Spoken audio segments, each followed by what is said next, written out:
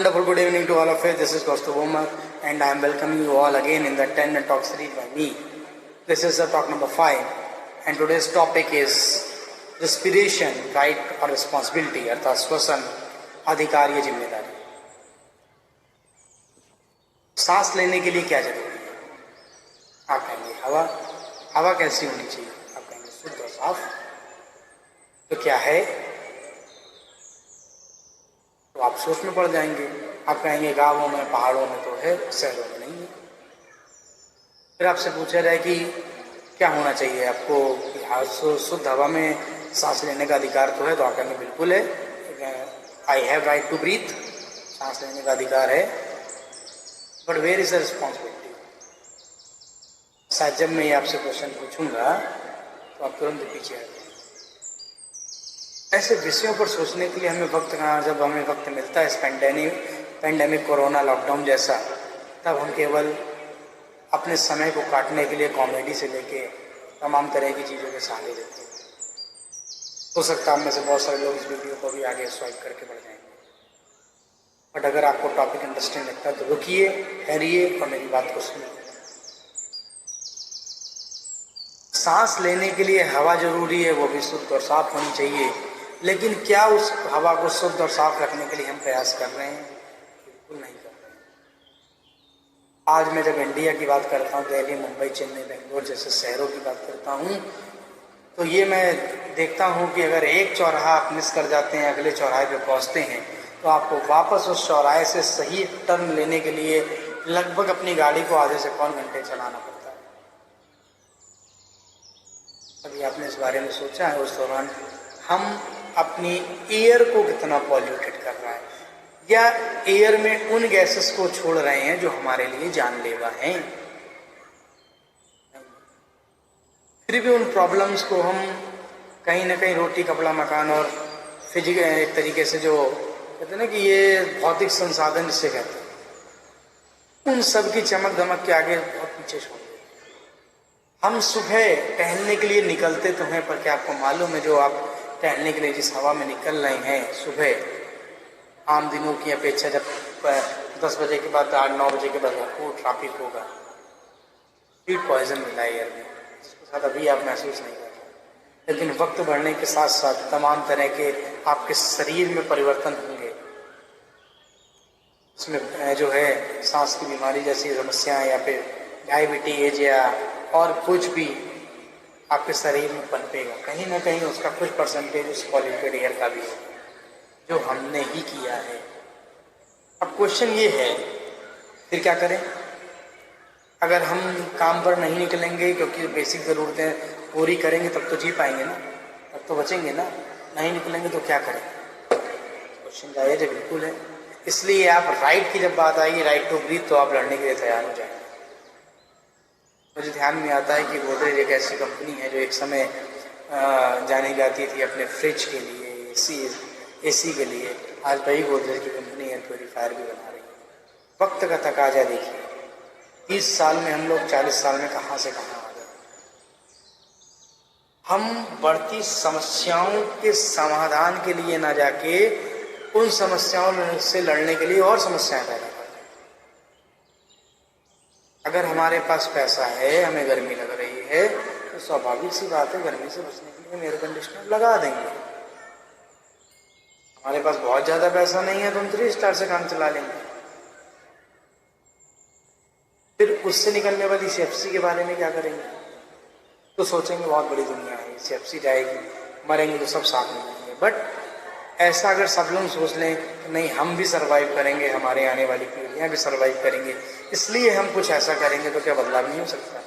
हो सकता है। तो जब हम ये सोच सकते हैं मन में कि जब मरेंगे तो सब साथ मरेंगे, तो ये भी सोच सकते हैं हम लोग कि जीवित रहेंगे और अपनी पीढ़ियों को भी जीवित रखेंगे, इसी अर्थ पे रहेंगे।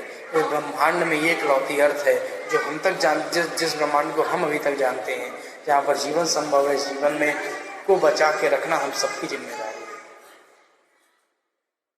तो ब्रीदिंग यानी कि आपको अगर सांस लेनी है हवा में और वो हवा शुद्ध होनी चाहिए, तो उसको अधिकार की तरह मत लीजिए, तो रिस्पॉन्सिबिलिटी की तरह लीजिए। और उस रिस्पॉन्सिबिलिटी के लिए बहुत कुछ करना इतना जरूरी है आप क्या कर सकते हैं आप उसके लिए? हमें उन वैकल्पिक व्यवस्थाओं पे बात करनी चाहिए जो इस समस्या का पूर्णतः समाधान कर सकती हैं।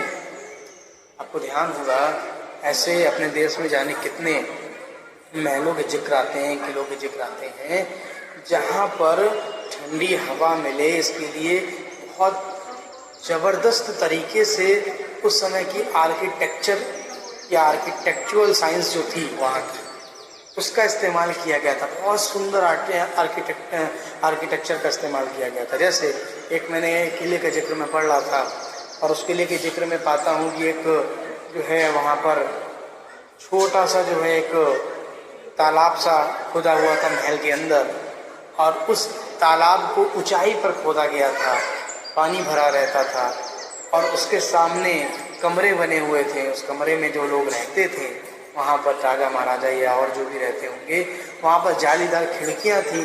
जब हवा चलेगी तो उस तालाब के छोटे से तालाब के पानी को टच करते हुए कमरे के अंदर आएगी, ठंडक बनी रहेगी। बताइए इसमें एयर को क्या नुकसान हुआ? पहले के लोग समझदार थे, हम मशीनरी के आधार पर अपने आप को ज़्यादा समझदार समझने की कोशिश कर रहे हैं। आज बहुत सारी कंपनियां डिफरेंट टाइप की कोटिंग कर रही हैं जो आपके घर के टेम्परेचर को कम कर सकती है, बट वो टेक्नोलॉजी महंगी क्यों है? वो भी बेसिक नीड्स में होनी चाहिए। किसी घर का जो है बनने का जो आकार है वो कैसा होना चाहिए, इस पर विचार होना चाहिए। उस पर किस तरह की कोटिंग होनी चाहिए जिससे उसका टेम्परेचर कम हो, इस पर विचार करना चाहिए।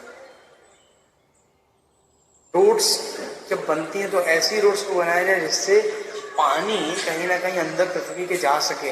लेकिन फिलहाल जो रोड्स बन रही हैं आप जानते हैं उस पर ही पानी बना रहता है और वापस हवा में उड़ जाता है, नीचे अंडरग्राउंड पे नहीं पहुंच पाता।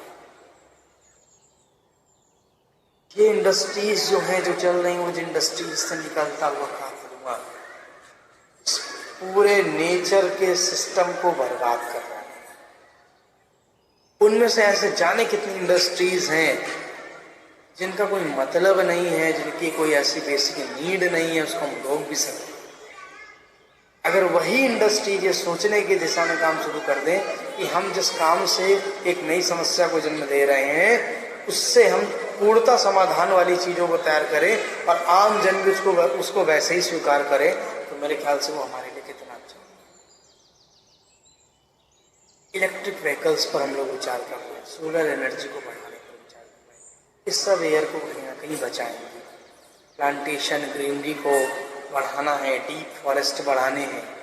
हमें ऐसे पेड़ पौधे के बारे में भी बात करना चाहिए जिनको हम बंद घरों में भी लगा सके, जो अपने को सरवाइव कर सके, एयर को प्योरीफाई कर सके। एयर प्योरीफायर मशीन का बना हुआ लगाने की बजाय हम लोग क्यों ना ऐसे प्लांट्स को लेके आए जो खुद एयर को प्योरीफाई करने का काम करता है।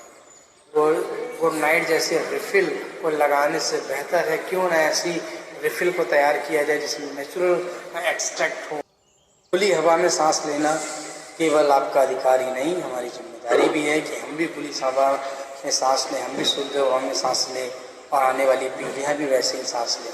आप सोच के देखिए, अगर पॉजिटिवली हम सोचे तो शायद लॉकडाउन के जो कुछ महीनों में जिस तरह से नेचर ने अपने आप को हील किया है कि आप इंडिया की बात करें तो बिहार से माउंट एवरेस्ट दिखता है, आपका जालंधर से हिमालयन रेंज दिखती है, सहारनपुर से उत्तराखंड की हिमालयन रेंज दिखना शुरू हो जाती है। तो एक तरीके से आप स्मरणीय हैं।